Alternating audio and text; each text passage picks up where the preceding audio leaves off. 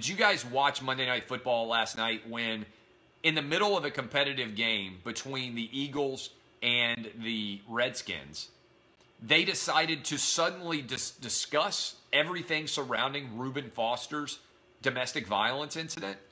This is my advice to people out there. I thought it was insanely awkward. Let me say this as a preface. I believe domestic violence is wrong. I wish men never hit women. I wish men never hit men. I wish no one ever died.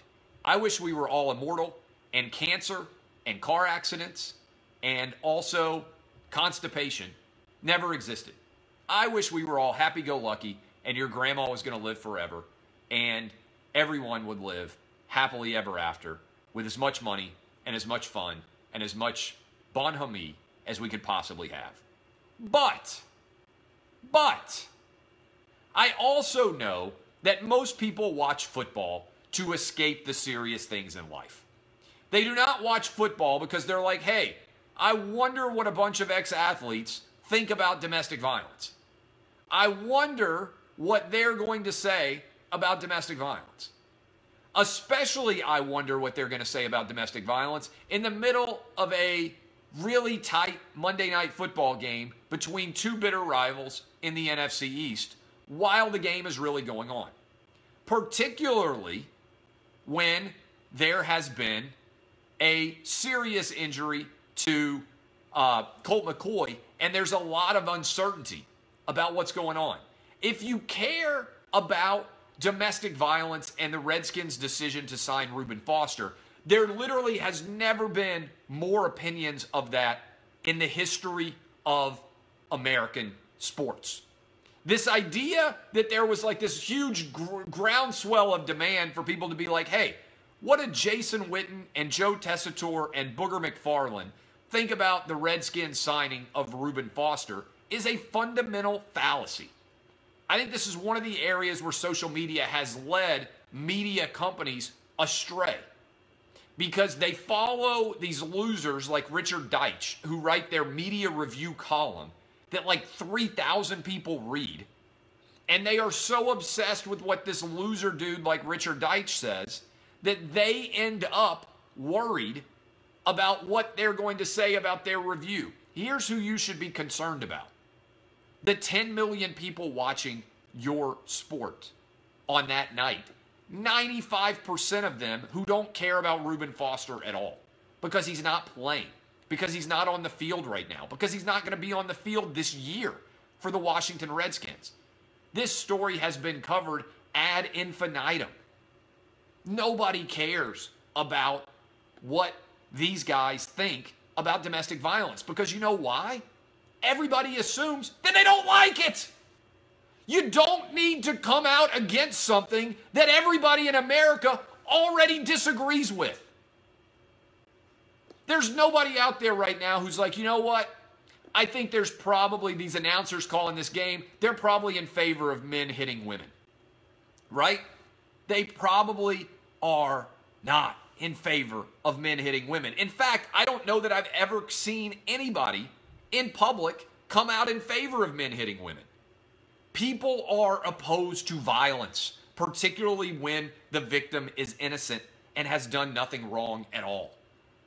Now, the Reuben Foster case, if it was going to be talked about in an intelligent fashion, is actually utterly interesting to me because you have a woman who has told the authorities at least twice now that she has lied about domestic violence incidents.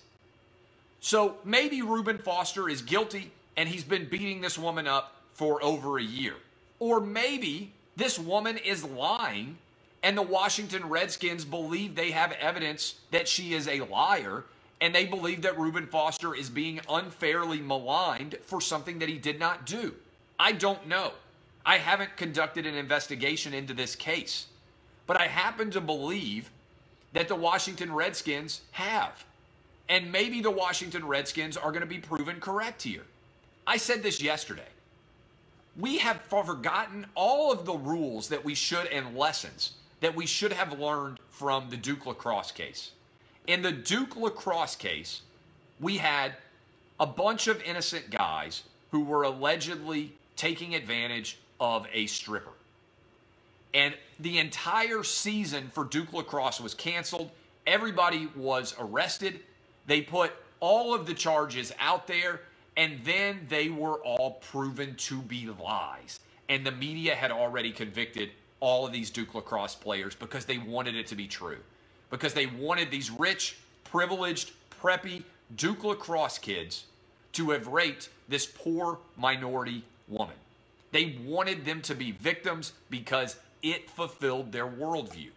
What I preach all the time is don't allow your worldview to preconceive your notions for what happened in a particular case.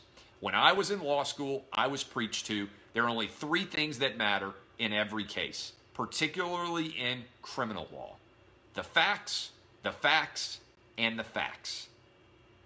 We don't even know all the facts about Reuben Foster right now.